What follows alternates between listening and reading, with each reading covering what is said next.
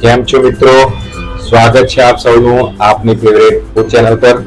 આજે આપણે તમારા માટે બનાવશું એકદમ ટેસ્ટી ચટાકેદાર લસણ અને કેરીનું અથાણું, જે આપણે એકદમ તીખું બનાવવાના છે। તો ચલો આજે આપણે બનાવીશું લસણ અને કેરીનું એકદમ તીખું અથાણું। બધા જ મિત્રોને રિક્વેસ્ટ છે કે વિડીયો પૂરો જોજો, જેથી તમે પણ સારી રીતે ચટાકેદાર કેરી અને લસણનું અથાણું બનાવી શકો। તમે અધૂરો વિડીયો જોશો, સ્કીપ કરીને વિડીયો જોશો તો પછી તમારું અથાણું સારી રીતે નહીં બને।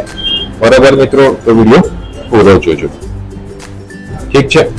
તો લસણ અને કેરીનું અથાણું બનાવવા માટે જે જરૂરી સામગ્રી છે એને આપણે જોઈ લઈએ।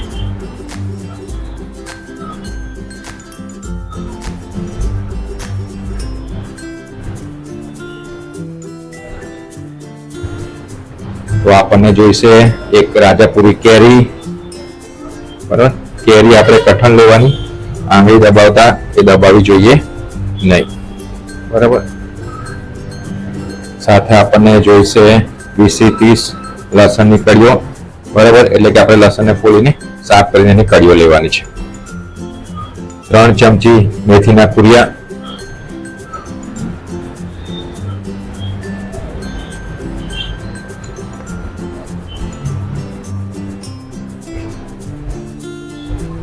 3 ચમચી રાયના કુરિયા। તમને તકલીફ ના પડે એટલે ગુજરાતીમાં લખ્યું પણ છે।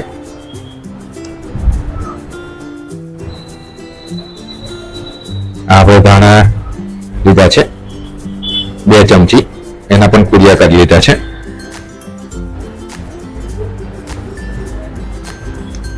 મીઠું સ્વાદ પ્રમાણે,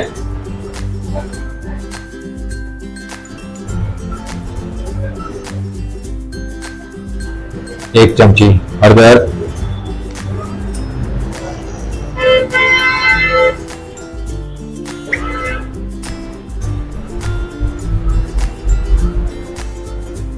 1 ચમચી તીખું મરચું, 1 ચમચી લાલ મરચું, 1 ચમચી હિંગ,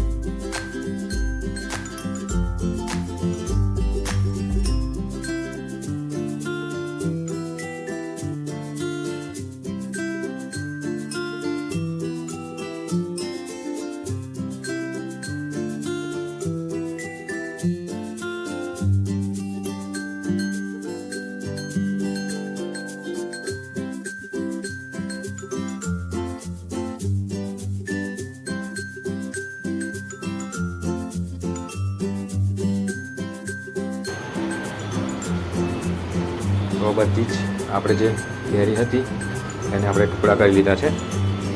જો તમે દેખાય છે એ પ્રમાણે સાઈઝમાં તમે કાપી શકો છો.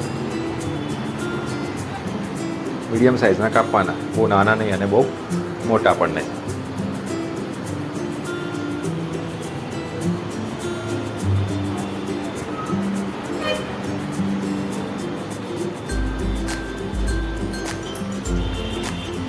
હવે એક મોટા વાડકામાં આપણે કેરીના ટુકડા લઈ લેવાના છે.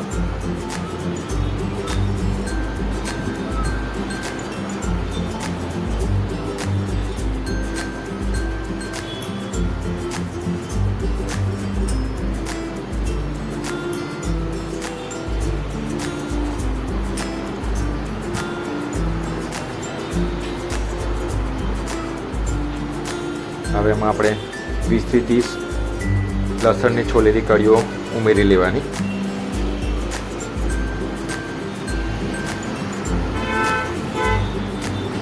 આમાં મરચું પાવડર ઉમેરી લેવાનું.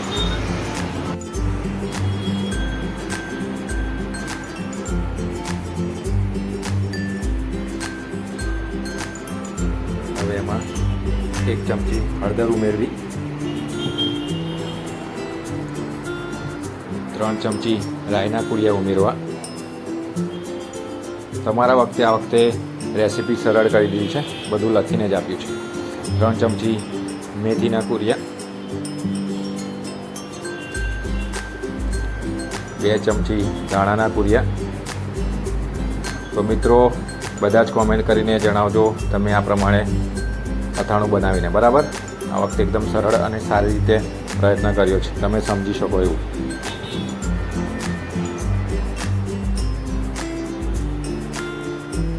ત્રણ ચમચી મીઠું એડ કરીશું. મીઠું થોડું વધારે હશે તો અથાણામાં વાંધો આવતો નથી. મીઠું એ કુદરતી પ્રિઝર્વેટિવ છે, એટલે કે આપણા અથાણાને બગડવા ના દે. તો મીઠાનું પ્રમાણ થોડું વધારે જ રાખવાનું અથાણામાં. બહુ એટલું પણ વધારે નહીં કે પછી આપણને ખારું લાગે. હા, થોડુંક વધારે.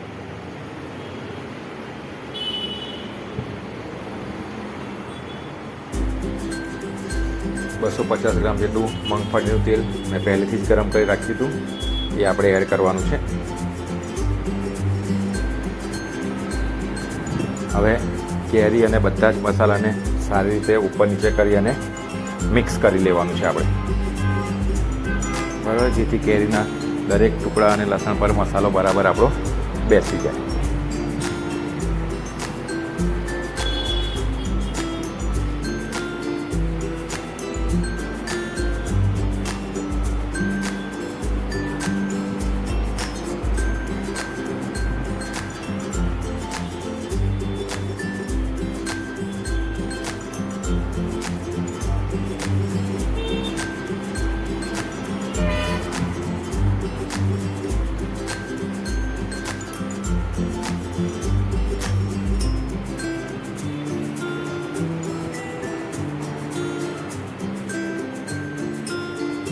મસાલો બરાબર મિક્સ કર્યા પછી વાડકાને ઢાંકી અને 12 કલાક આપણે મૂકી રાખવાનું છે.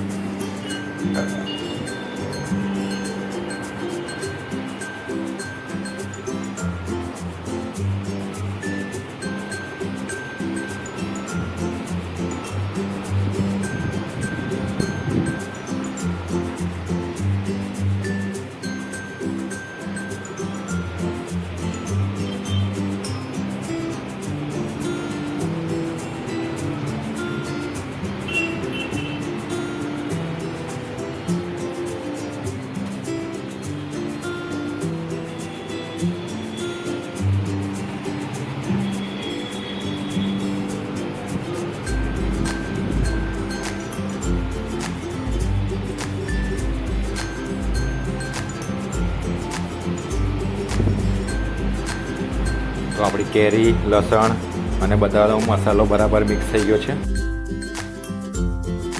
હવે આપણે એને 12 કલાક માટે ઢાંકીને મૂકી રાખીશું.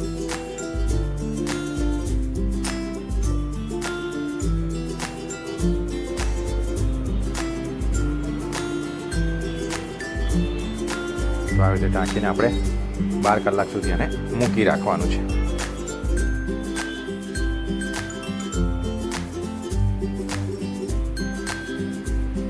12 કલાક પછી આપણું અથાણું ખાવા માટે તૈયાર છે. એકદમ ઇન્સ્ટન્ટ ચટાકેદાર તીખું લસણ અને કેરીનું અથાણું એકદમ રેડી થઈ ગયું છે.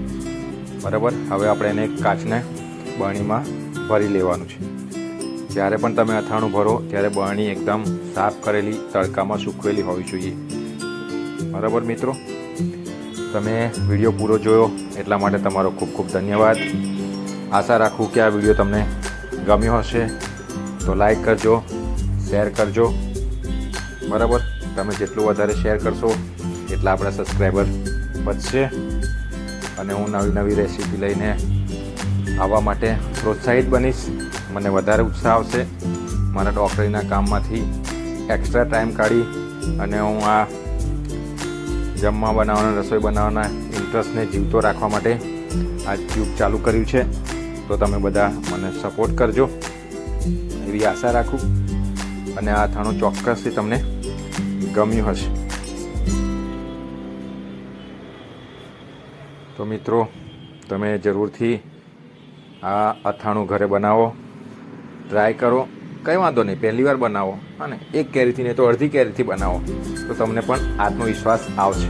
એવું જરૂરી નથી કે લેડીઝ જ કે સ્ત્રી જ અથાણું બનાવી શકે, પુરુષ પણ બનાવી શકે. તમે પ્રયત્ન નથી કર્યો તો કરો, શું વાંધો છે? અડધી કેરીથી ચાલુ કરો. બરાબર, જેથી તમારો આત્મવિશ્વાસ આવશે. તમે પણ તમારા ફ્લેવરનું, તમને ગમતા ટેસ્ટની વસ્તુ બનાવીને ખાઓ. તમને કોઈ પણ વિડીયો બનાવવો હોય જે તમને નથી આવડતું તો કોમેન્ટ કરીને કહો, હું એનો વિડીયો બનાવીને તમને શીખવાડી દઈશ. બરાબર, જાતે રસોઈ કરી અને ખાવાની કંઈક અલગ જ મજા છે અને એ બધાથી જે ઘરવાળી ખુશ રહે ને એની તો અલગ જ મજા છે. ચાલો મળીએ